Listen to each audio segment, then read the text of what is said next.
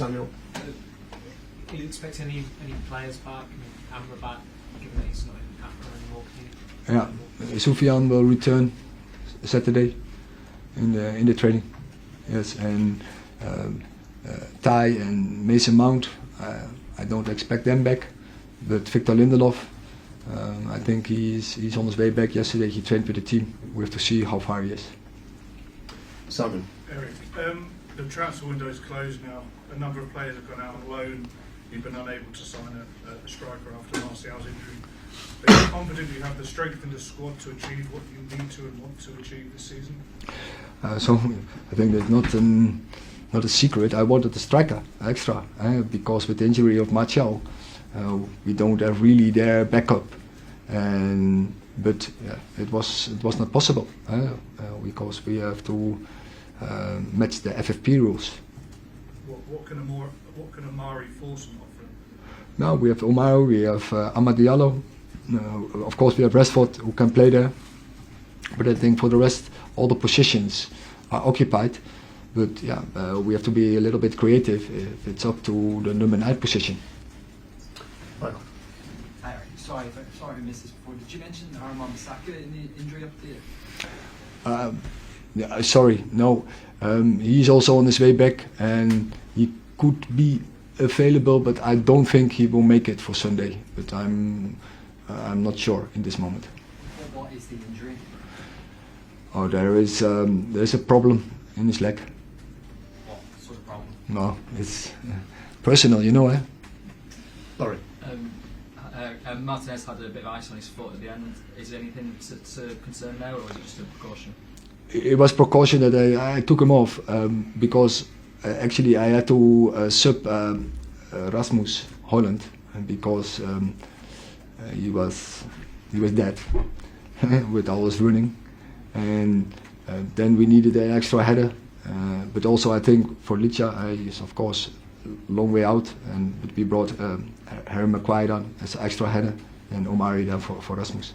And just on Casemiro, sorry, you took him off after he gave away the penalty, disputable penalty, but was that a concern, the booking that you got early on, and you sort of seemed to have a conversation with him, but then hugged afterwards, all okay? So also he has to catch up as well, and from Kasse, I know the more games he's going to play, the better he will be, but yeah, he needs so gain minutes. That is why he takes the most benefit from. But on that moment, I think with another foul, maybe he would send off, so we couldn't take the risk. Rob. Can I ask about Mason? Has he been out longer than you expected when you first picked up the injury? Is it that he's had some kind of setback along the way somewhere? Yeah, but I think he's struggling from the second game of the season, and then he returns for a period, and then picked up another injury. So of course that's not great. That is very frustrating for him, and I really feel with him, and so I really want to be there for him because he had such high expectations, and I had high expectations, and I'm sure he's a very good player for us. So, but first of all, what's now important, and we have to do it very secure to get him fit and go so secure in the process, step by step.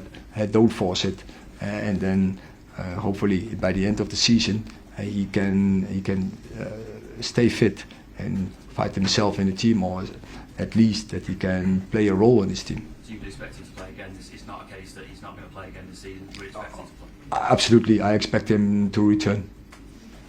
Eric, you mentioned FFP. You're not the only manager who's been in the Premier League who's been frustrated by that this window. Do you think it's a bad thing for the league? It's maybe the rules are too stringent. I'm talking about for clubs in general, not just United.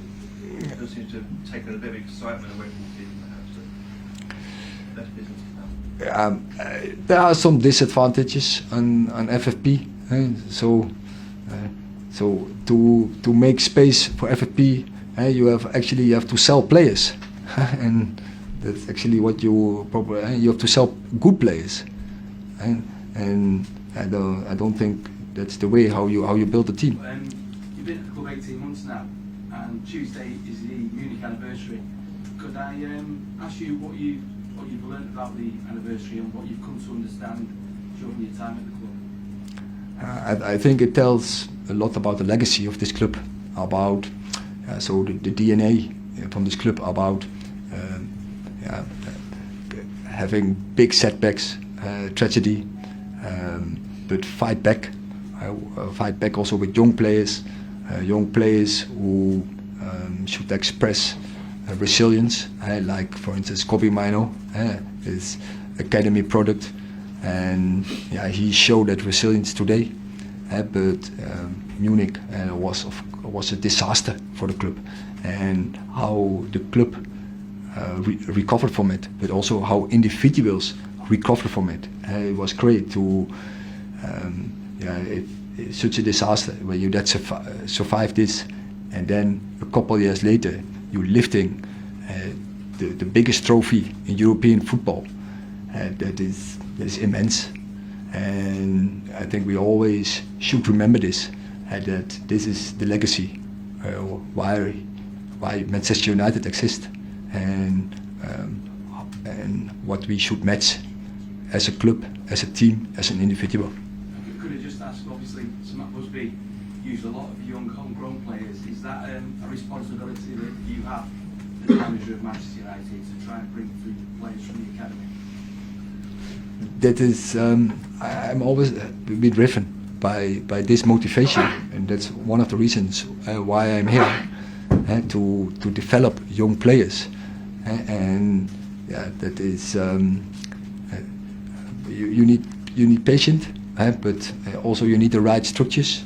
You need capable coaches in the academy for football, but also about other sides, for personalities you have to develop, and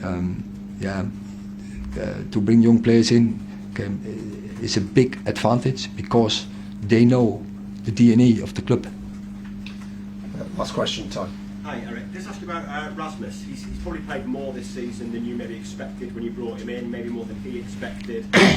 He's had some difficult moments in a struggling team, but he's never gone missing. What have you made of his attitude and his character this season, and the way he's kind of gone about his business as a young player? He is a great character. He always keeps going. He always wants to improve, and you see now the team is better, and the team is more stable. Now we serve the front line better, and that he starts scoring, and you see there's something growing with Resi, with Garnacho, with Bruno in the back, also other players from the second and the third line. So he's coming more in the position to score. But I can tell you, it's not easy for a striker when you have high expectations from yourself, and also I think the outside world has high expectations to fulfill that. And when it's not working, of course, and that is the character every striker needs. He gets angry, he gets mad when he's not scoring, but also, and that's why we selected him, he has the resilience and the calmness, and to perform under that stress. He doesn't have at any moment that he wants to give up. No, he keeps going. Every time he keeps going to put him in the right position, and I'm happy that he is now starts to score, and also but that counts for many players of his, for young players. I think there's a lot of space for improvement, but he's still now on very good levels. Okay, thank you. You're welcome.